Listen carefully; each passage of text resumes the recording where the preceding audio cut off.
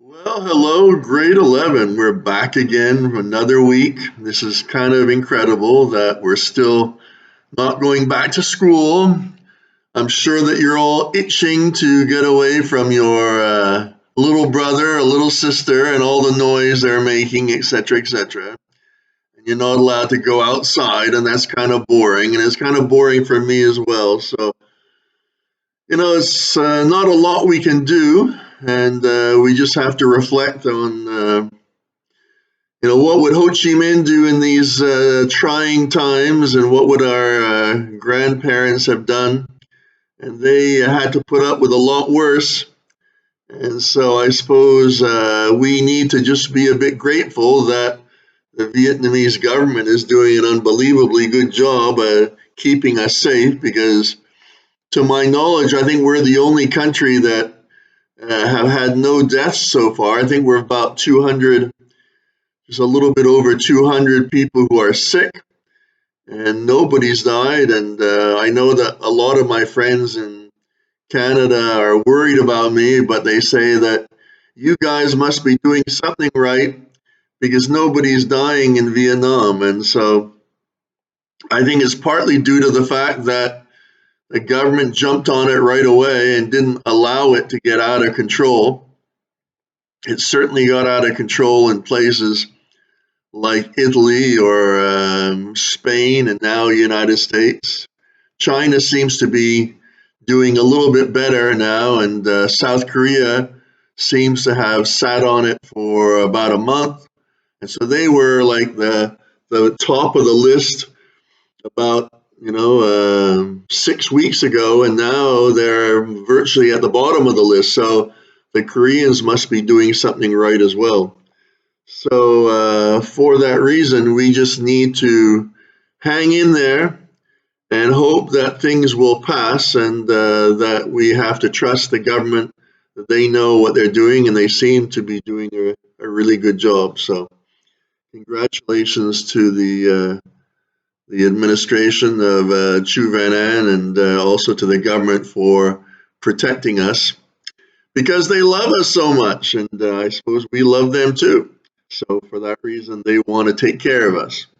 Okay, so I am moderately pleased with the results in the sense that the people who sent their homework, which is I think it's 11 out of 17 people sent their homework at a pretty high standard, and I was quite pleased that the standard was better than it was the week before.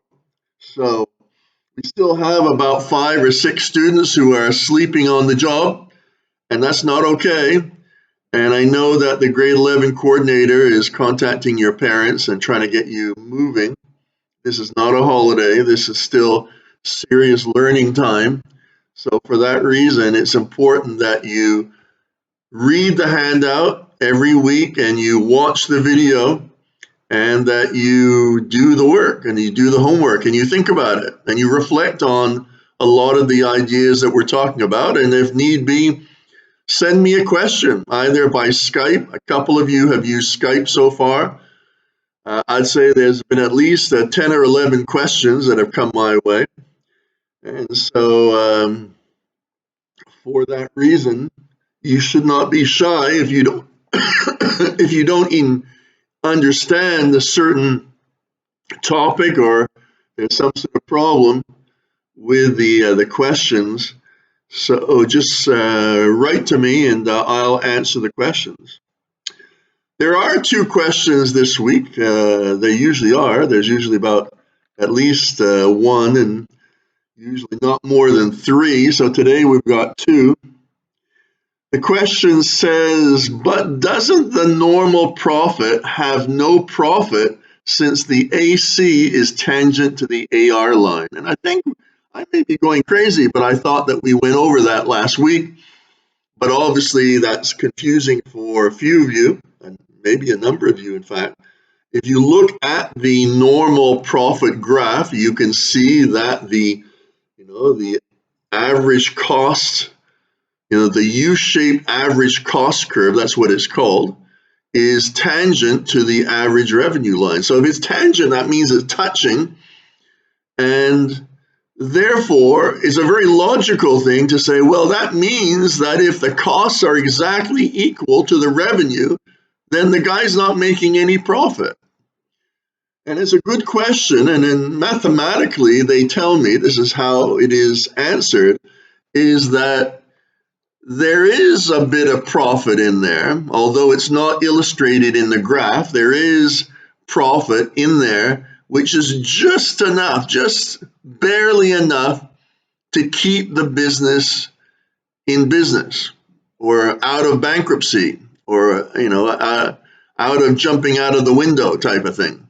So for that reason, we can say that, it's not really enough to get excited. In fact, usually a lot of owners would consider normal profits to be unacceptable. But the reality is that it is the long run equilibrium, which means that in the long run, we always go back to that situation where you're only making as much profit as everybody else is. And so, your job as a manager is going to be to somehow try to get yourself out of the rut of normal profits and get yourself into supernormal profits or abnormal profits. And that may be doing something to make things a bit better or to make something a bit new or different. And I gave you some examples of potatoes, cleaning the potatoes or making something a little bit innovative. I mean, they say that in technology that the space for making supernormal profits based on an innovation is about 3 months. So just imagine spending all the money on research and development to create something amazing on your computer when in fact after 3 months everybody's copying you anyways, and you go back to normal profits again and you have to think up something new. So every 3 months there has to be some incredible invention or innovation to try to make your product different than the other guy. Now in other forms of production like agriculture, that might be different, and that's why I said that you could do something to increase the value added, whether delivering the potatoes or cleaning them or turning them into potato powder so that they're like instant potatoes. I don't know if you've ever tasted those before, but those are for the kind of lazy people who don't want to peel the potatoes, and they just put a bit of hot water in there and stir it up, and it has the texture of mashed potatoes. So for that reason, the answer to your question is that it's a good question, because visually it would definitely give you the impression that the costs are touching the revenue, and that means that in theory anyways that there should be no profit. But just to clarify, that has been clarified in all the economics books as being, it's not quite zero, but it's just like one above zero, just enough to keep you in business so that you don't go bankrupt. The second question was, how can profit be seen as a signal since producers are usually not in communication with the sellers? I'm not too sure if there's an English language problem here with the word signal. I mean, I'm not too sure if all of you understand the idea of a signal. I mean, because, you don't have to actually verbally get on the telephone and tell the producers to, necessarily to increase or decrease, but that could be, I'm sure that there's a lot of, let's say, shoe manufacturers who are not selling their shoes at the moment, and they pick up the phone and they send a signal or a communication to the leather producers to tell them to stop making those shoes, because nobody's buying that type of shoes. So that's a valid, it's a valid point. But the signal that they're sending is a much more subtle or invisible signal that the profit being low means that they will start buying less of the products that are the inputs, the input products. So in theory, they don't even need to really pick up the phone and say stop producing the inputs. Just by ordering much less the next month, that is a signal that either something is wrong, maybe the sellers are not happy with the quality or the price or something, and therefore they're not prepared to, rebuy the product. But it is a subtle signal when you buy a lot more, you order more from your suppliers, that's saying that you're doing well, you're doing good. And for that reason, we want more because the market is really the ones, the consumers are the ones who set the supply and the market. They're the ones who say, no, no, no, we don't like this product. And so nobody's going to make something that will not be sold. It's one of the few kind of miracles of the free market that I recognize.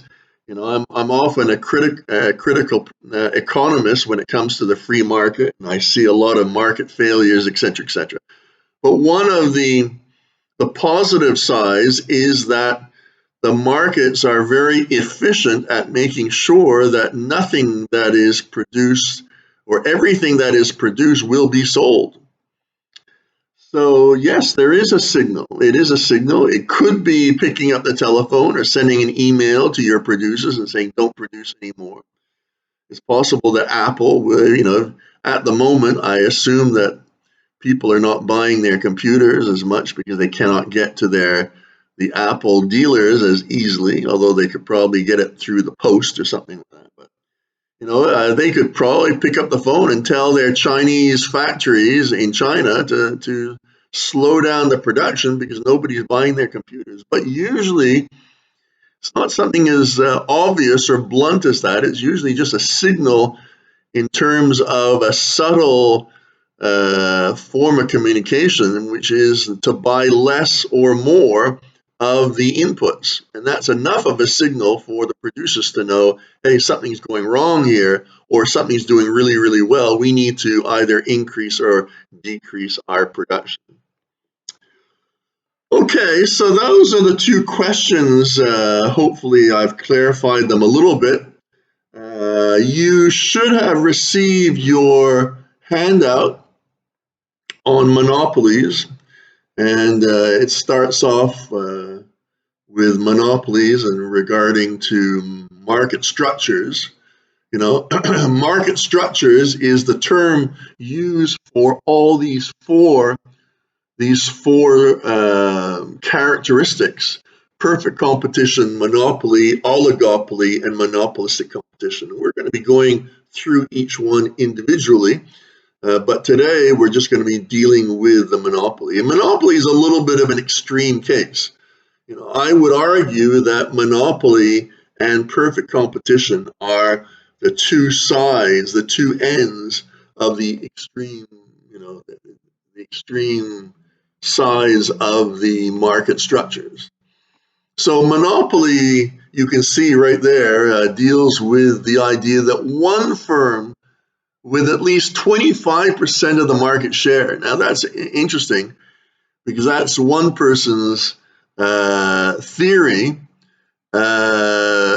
If you look in your book, it will say 40%. Okay, so I'm not 100% certain where the 25% came from, but when I was at university as a student, they always said more than 50%. So it's obviously something that is adjustable depending on the time. So, 30 years ago it was 50%, and then recently it's 40%, and now the latest one obviously is this one, which says it's 25%.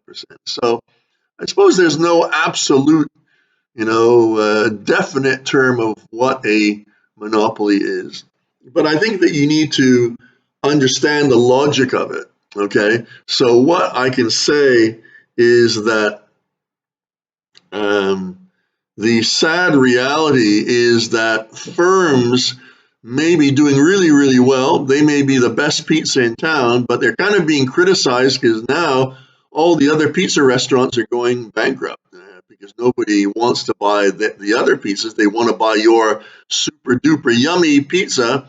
And therefore, you could end up having, 70, 80% of the pizza business in your area, and you could be criticized for having a monopoly. I think monopolies, and this is where you need to stress it in your exam, they become much more dangerous when they use that monopoly power to essentially uh, kill off the competition. And unfortunately, that happens all the time. Now, it's not quite like the mafia, where the mafia might decide that if a pizza restaurant, is situated around the corner from the mafia boss's pizza restaurant, they're going to go and put a rock through the window. So we don't want to think about that, but it's possible that violence could happen when, you want to be the only pizza restaurant in town. So you kind of beat up the owner of the competition. But usually it means that just through the forces of competition that the consumers have made their choice. I mean, I gotta admit, if I have to eat a pizza in Hanoi, I go for Domino's Pizza every time, because I think Domino's pizzas are the best pizzas in town. You may not agree, but they may have, let's say, they may have a quarter of the market in Hanoi, and that may just be because they deliver really well. The pizzas taste really good. The dough is really fresh, and because it has such a high percentage of the market share, governments often worry about that, and they sort of say, we're not too sure if these guys are kind of, beating up the competition. Are they really, is this a positive thing or not? Okay. So there's a debate on that. Okay. Monetarists usually are more sympathetic with private monopolies than Keynesians. Keynesians are very hostile to anything that looks like a monopoly. They are very much prepared to bring in the government to try to break it up. Okay, so what would be some of the examples of a monopoly? Okay, I mean, there's so many different types of monopolies that it's difficult just to sort of say, one monopoly. I mean, the real monopoly, which they often refer to, which is one firm having 100% of the industry share, is almost non-existent. I can only think of things like military or maybe nuclear energy or that type of thing, where there could be only one supplier of nuclear energy because for security or safety reasons, the government doesn't want any ordinary person getting involved with that type of industry, or maybe guns and that type of thing, maybe or missiles or things for the military could be a government monopoly, or at least regulated by the government. Okay, and that still has an element of monopoly power involved there. This is also true with things like books. For things like copyrights, you just open up any book and you can see on the second page it has a copyright and a date. And you're not allowed to just photocopy textbooks, although we often do that because we don't have enough copies of, let's say, the economics textbook. So we often encourage people to use the PDF file and then to go out and photocopy it. But it's completely wrong. But I think we would be naive to think that that doesn't happen. It happens. Um, as you can see on the chart here, that the opposite would be the perfect competition. And I think I've said this before, the only two examples really of perfect competition, pure perfect competition, you might say, would be the stock market and agriculture, where you have all these characteristics, like homogeneous goods. In other words, the product has to be the same. Like the potato is the same as the potato from the neighboring farm. The one that is really ridiculous is the one that it's written there, which is perfect information, which is such a ridiculous concept, the idea that you could ever have a situation where all consumers and all suppliers, know the price and the quality 24/7. Probably the stock market might get close to that because now you have, an app on your computer which will tell you any price of any stock on the stock market at any time of the day. And so that could be as close as you could get to perfect information. So people would not buy a stock without actually looking at its price. And then you could actually look at what the price was in the last 3 months, etc., etc. Okay, I don't want to go over too much the other market structures since we're doing monopoly here, but I just wanted you to look at that first chart, which kind of clarified a lot of the issues here. Contestable markets, by the way, I just go over the last two. Contestable markets are just basically markets where you're not really able to keep other firms out of the industry. Okay, so in other words, it would have to have incredibly low barriers to entry. And so these are, I'm trying to think of an example of a contestable market. I mean, I suppose carrots. I suppose I'm trying to think. Would that be a? I mean, anybody could get into the carrot business. I suppose because there's no legislation, there's no laws that will stop people from selling their carrots. And the last one, which is collusive oligopolies. The word collusive means that you're getting into kind of like a private arrangement where you're kind of talking to the competition. And it's very illegal, by the way. You're not allowed to collaborate or collude with the competition in order to kind of fix the market so that both you and the other competitor benefits from, let's say, raising prices without any competition. So that's what that's all about. Okay, so let's just go through the handout slowly here. We talk about what is meant by the market structure. Okay, it describes the way in which goods and services are supplied by firms in a particular market or industry.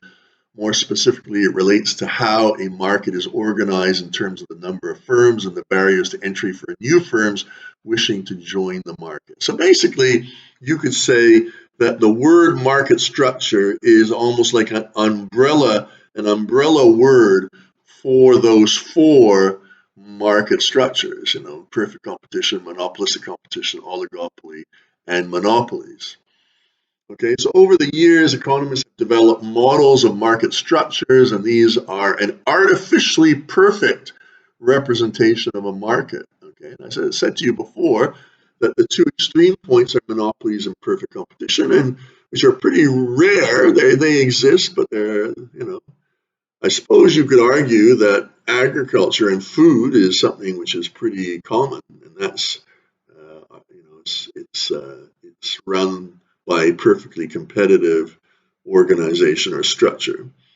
There's a lot of monetarists who believe in this idea of Pareto optimality, and they will tell you that it is their dream that everything but everything becomes a situation of perfect competition because they feel that in perfect competition that the economy will work the most efficiently.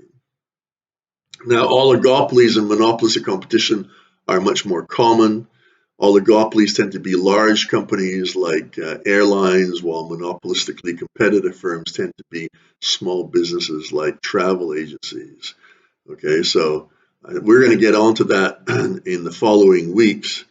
But oligopolies tend to be a group of a small number of firms who are tending to dominate an industry. And I give the example of airlines because there are not that many airlines out there, and it's partly due to the incredibly high cost of starting up an airline. I mean, you've got people like Richard Branson who started up.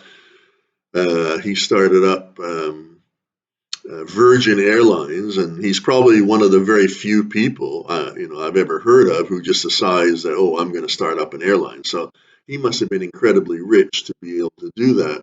and it's still surviving today. I mean, it's one of those airlines which still exists after about 20 years of operation. So it's a successful example of an oligopolistic market where he was able to break into the market, which is very, very rare.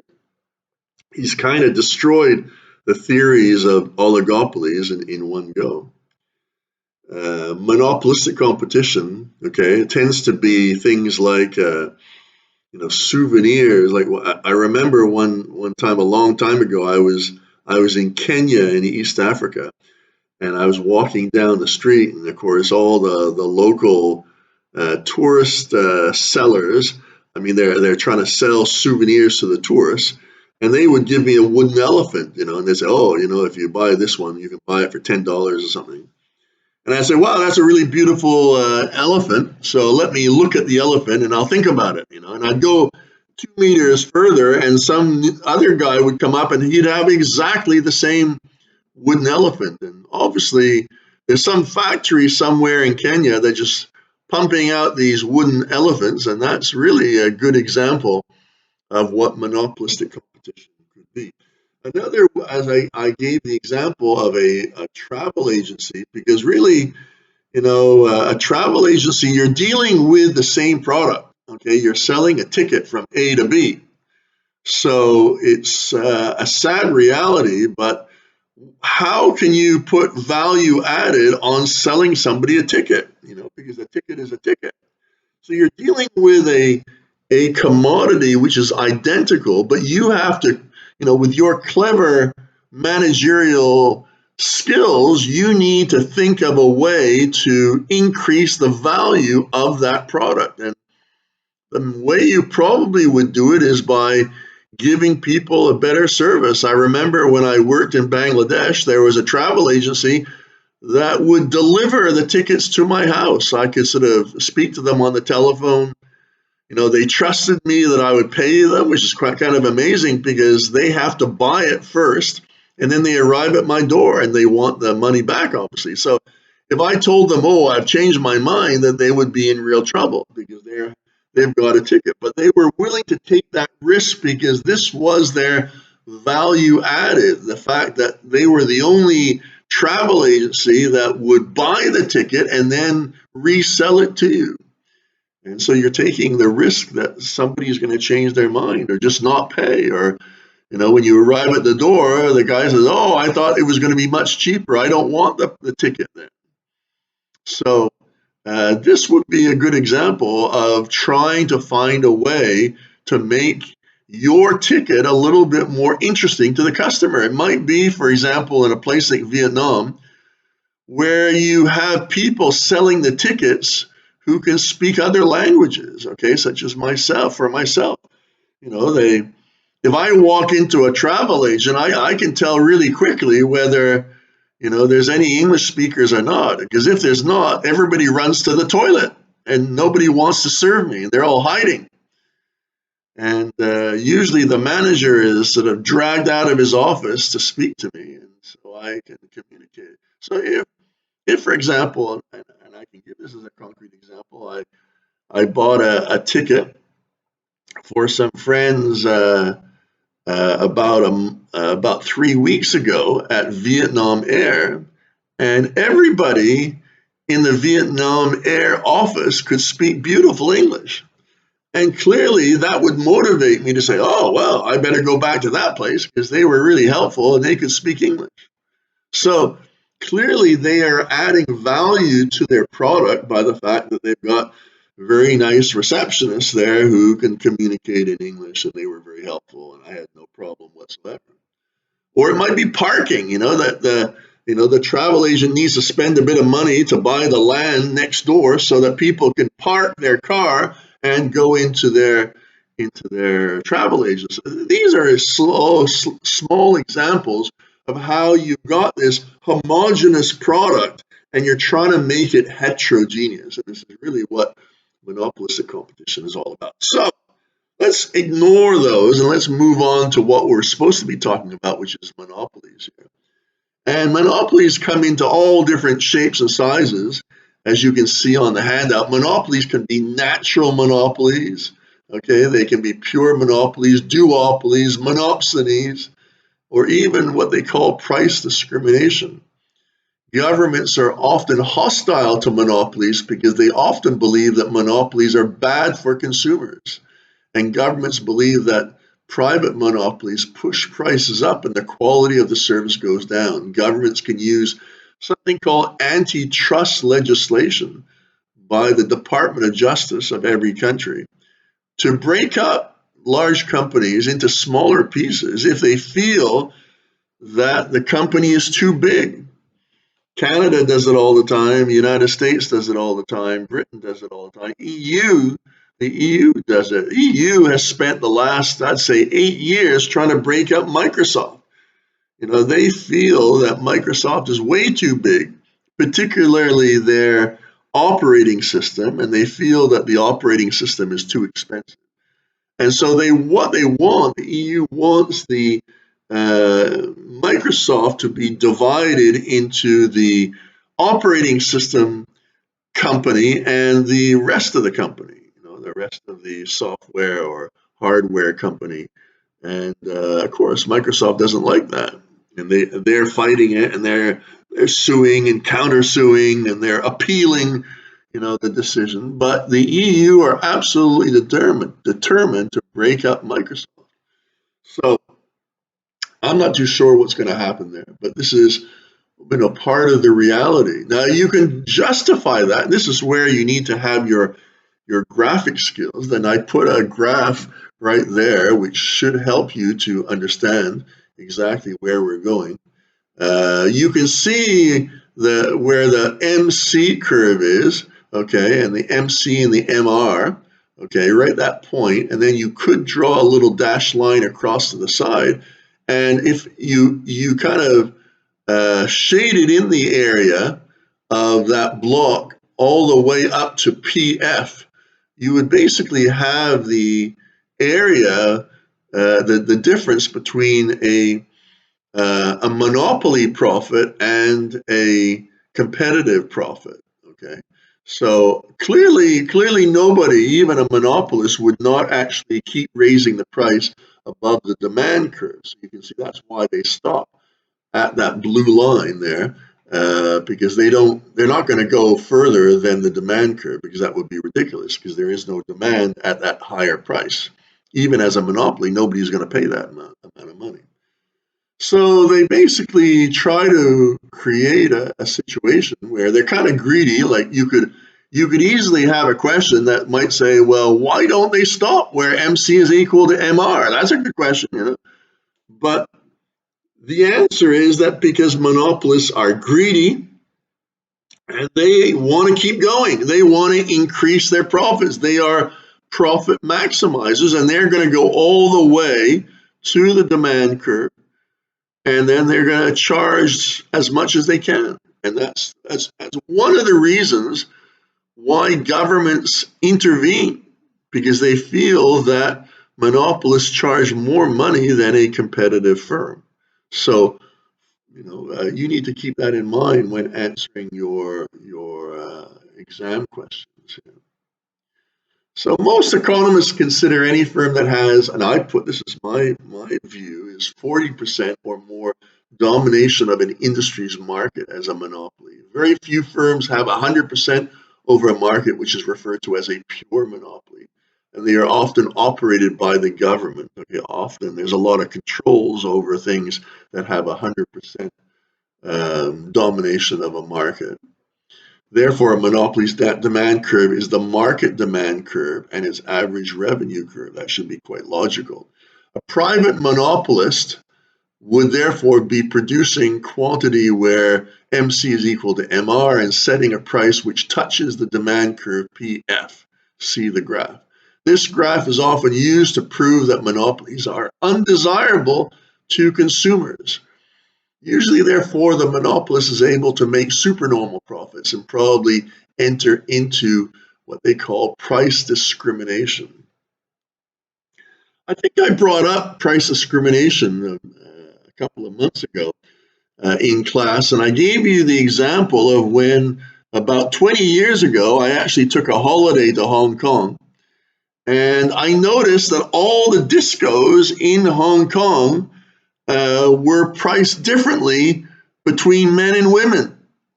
That if you were a woman, you would get in for free, and if you were a man, you had to pay $10 to get into the disco. And I thought, oh man, that's unfair. Now there's logic to it because they have worked out that if there are women in the disco, then men will come. But if you have a lot of men in the disco, maybe a lot of women are going to hide. They're going to hide in the toilet somewhere, and they're not going to come out.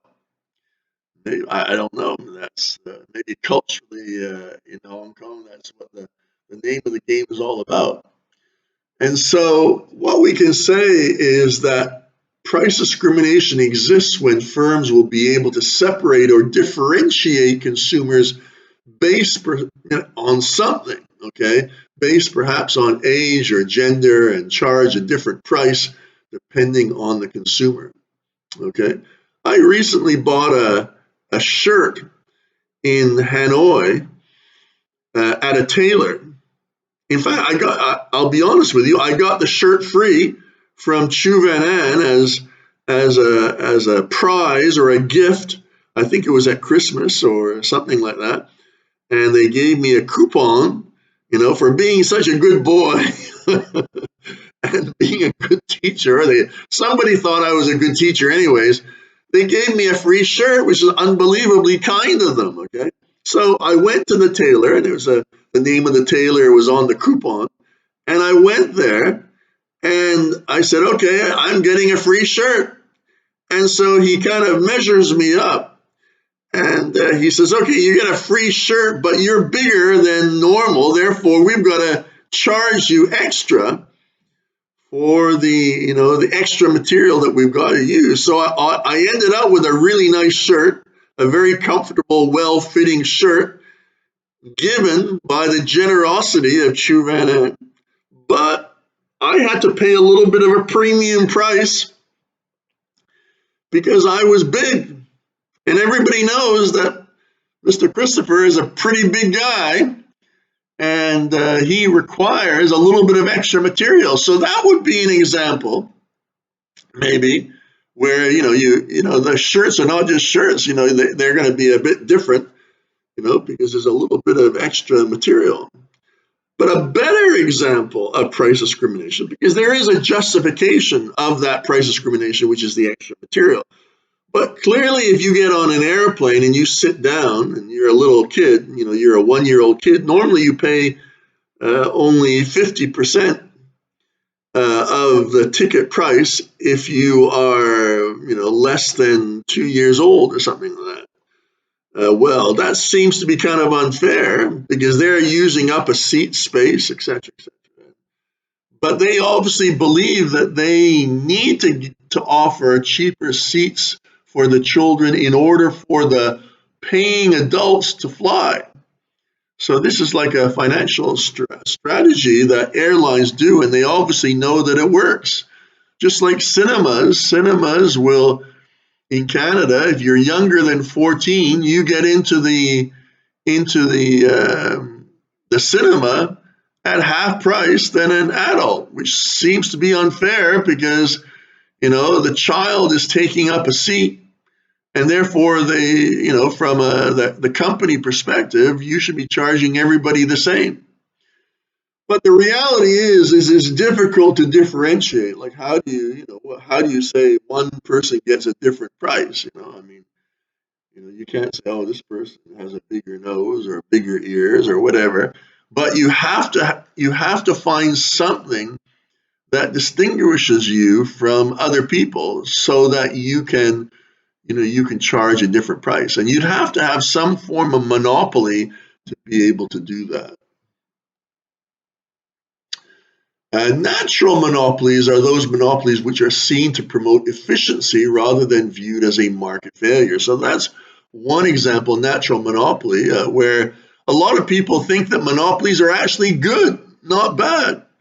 A lot of people think that all monopolies are bad, but it's not true because you've got natural monopolies like water supply or maybe electricity, where it would be quite irrational to bring in 15 electrical wires into your house to offer you 15 choices of electricity. And you wake up in the morning, you turn the switch on, and you say, well, which switch will I turn on? Will it be A, B, C, D, E, F, or whatever? So that's irrational and brings in inefficiency. You're being wasteful. That's the definition of being efficient or not efficient, is if you're being wasteful with resources. And therefore, if you did bring in lots of competition, that would be considered to be inefficient. Okay. I give you the example, I think I mentioned it before, about Hershey Chocolate Bar Company, that they have a policy, which in fact is brought up in all the economics textbooks. I'm sure Hershey's not very proud of it, and they let this secret get out somehow, but they go out of their way to build their factories, their chocolate factories, in really, really small towns in rural United States, where they're the only source of employment. And you got hundreds, maybe thousands of people in that town desperate for a job. And therefore, obviously, that competition for a job will bring down the price of labor. And they don't do this by accident, they do it on purpose. And this is what we call a monopsony, where you have many sellers, in other words, sellers of labor, and there's only one buyer of labor, which is the Hershey Chocolate Bar Company. Okay. It is not the other one. It is the other monopoly is the duopoly. It's not common, but Coke and Pepsi are often referred to as a duopoly, which is the situation where two suppliers dominate the market. I'm trying to think of other examples where, maybe in Vietnam you could come up with an example of, let's say, two of the big supermarket chains. Maybe they dominate. If there's like City Mart and something else, they maybe dominate the Vietnamese market for supermarkets. So you could argue that they are a duopoly, which again is a form of a monopoly. But in that case, it's when two suppliers dominate the market rather than one supplier. A duopoly can have the same impact on the market as a monopoly if the two players collude, or they get together and make an agreement to kind of fix the prices. So it kind of works out almost like it's a monopoly rather than a duopoly, because if you've only got two firms, Pepsi and Coke could easily get together and have a chat about prices for their soft drinks. So how do monopolies get their monopoly power? Well, sometimes it's through barriers to entry where it's difficult or impossible for competitors to move into the market and challenge the company for customers. This could be because of government laws such as patents and copyrights. I mentioned that before. A patent relates to invention. So if you kind of invent, I don't know, if you develop a cure for the virus going around, then you would probably patent it so that nobody can copy it and you get all the money for a certain fixed amount of time. It's not forever, but it's for a fixed amount of time. And copyrights are usually things like books. So you can't, in fact, usually copyrights are forever. I don't think you can ever copy somebody else's book. Essentially, what it's doing is that the government is actually promoting a monopoly there, and they don't want anybody to, to almost intervene in that monopolist's desire to make at least short-term supernormal profits until that patent or copyright disappears. So what they're saying is that the government is suggesting, let's say, that a company that found the cure for the virus has the right to be compensated for the amount of money that they spent and the risks that they took to build up that vaccine which cured the virus. And so that's why they do it. They actually want the company to be competent because they want companies to spend money on research and development.